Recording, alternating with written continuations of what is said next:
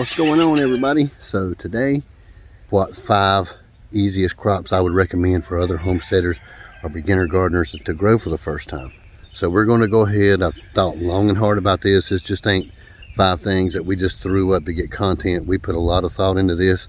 We took almost all zones into consideration, soil types and things of that nature, and just wanted to give you an overall top 5 easiest things to grow for beginners in almost any zone. So we'll go ahead and get started on that, and I'll throw up some information on the screen for you as well.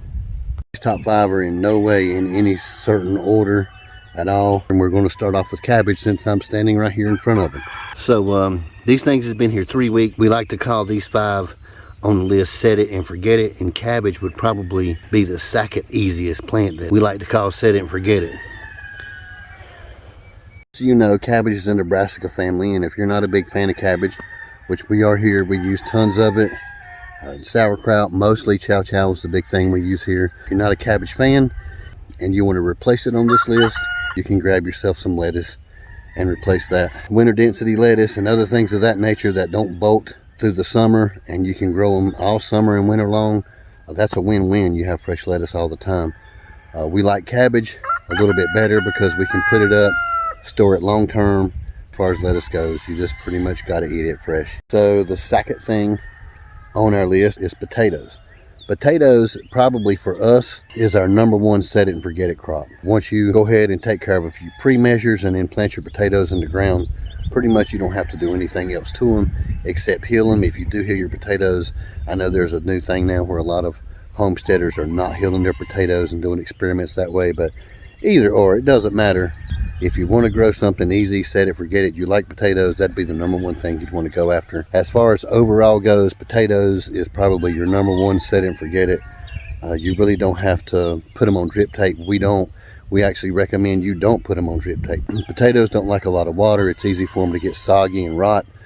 So we don't put them on any drip tape. We do make sure we offer them wood chips, and like you see here, to make sure that they do have moisture retained in the soil. But we don't want to keep them wet, and there's really no sense in putting them on drip tape. But potatoes is a good, friendly beginner crop for anybody to grow. Here's our Yukon Golds, and then all of those sporadic little spots all through there between the tomatoes and the potatoes is sweet potatoes. Drip tape coming off the main line here. Now sometimes when I'm down here at the end of the garden and I'll hook up the water hose from the pump house, once I'm done running drip tape and letting everything get a nice water, I'll undo the hose and just stand here and water, just hand water. All these on our potatoes has always done good, and we've never really had to fertilize them here in the wood chip garden. So as far as this next one goes, it is a set and forget it. You don't have to do anything to it. You don't have to fertilize it later on. Once you got a few pre-amendments, a little bit of cayenne pepper in your soil, these things take right off and you don't have to do anything else to them. However, it does take a little bit longer. We're talking about garlic. I'm going to step into the alpha garden and show you some of our garlic. We have both types, hard and soft neck. We'll go ahead and show you what they look like. We're on the alpha garden, and here is some of our Italian garlic.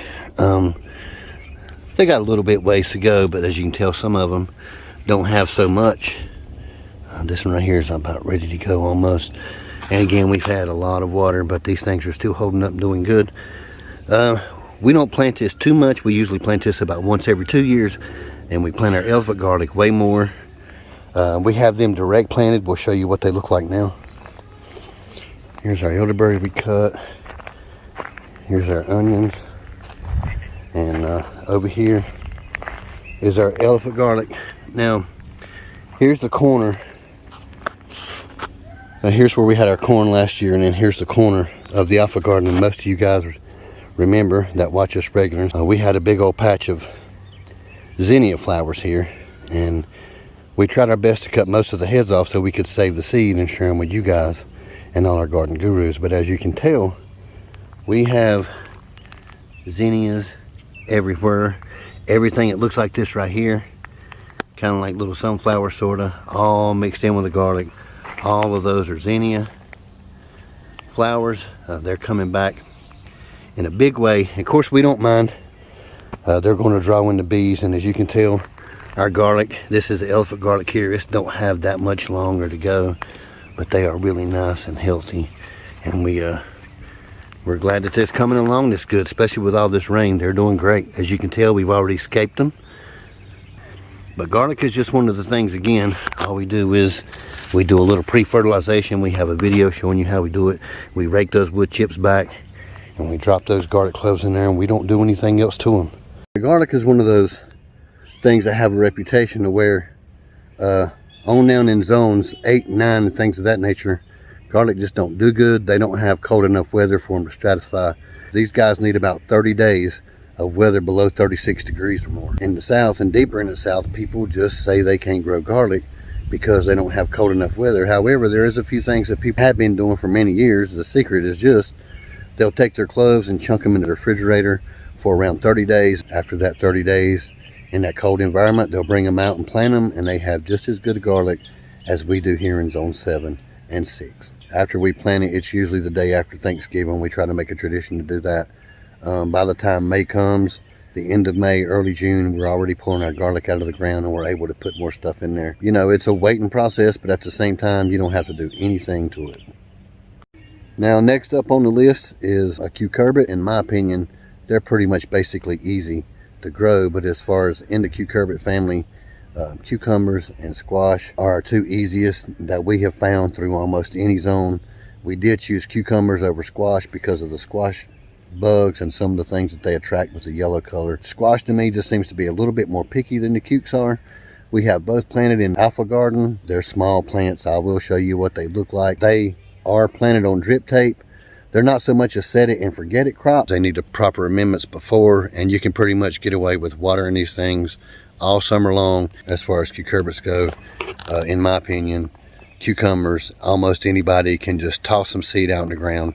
Cucumbers are crazy prolific. They love to grow. They love to produce. Pretty much don't have to do anything to them.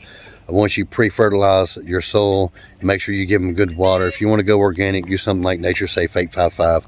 Drop in the ground before you put your seed, and you're good to go. So let's go up to the Alpha Garden and we'll go ahead and show you some of our cucumbers. Pepper Row here is our cucumbers.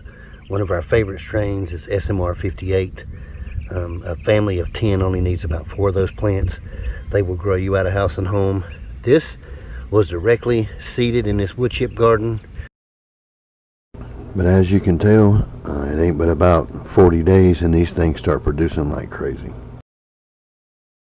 Last but not least, it's probably one that's going to be shocking for you, but it is another root crop. And I'm here to tell you now that most of the time, I believe you can just throw these seed right over your shoulder and walk away and they'll grow. We're talking about the radish. We don't have any growing now. We've learned that you really get some awesome looking radishes if you grow, starting them late in the summer and grow down through the fall. The bigger they get, they do get more spicy and earthy tasting. Like I said, we don't have any radish growing right now. We are going to wait till the fall. However, I will throw up some that we did last summer. We did it the first of the spring. Send them with radishes. Your greens, they go a long way on your homestead. Your chickens will love your greens. Rabbits will do tricks for radish greens. As far as radishes go, again, it's something else we use to treat like a potato. We don't put it on drip tape. We do a lot of pre-fertilization. After that, it's just water. Let Mother Nature take over. If they need a drink, we'll give them some. But for the most part, it's another set and forget it. But these guys aren't like the potatoes and the garlic and things of that nature. These things are more like the cucumbers in the root crop. Once you drop some radish seed in the ground, it's not going to take very long and you're going to be pulling them out because they are really productive.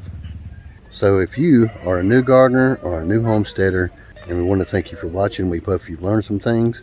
You got an idea, or if you want to tell us about one of your 5 favorites that you think is easy to grow, I'm sure most of you is going to be dropping them in the comments anyway.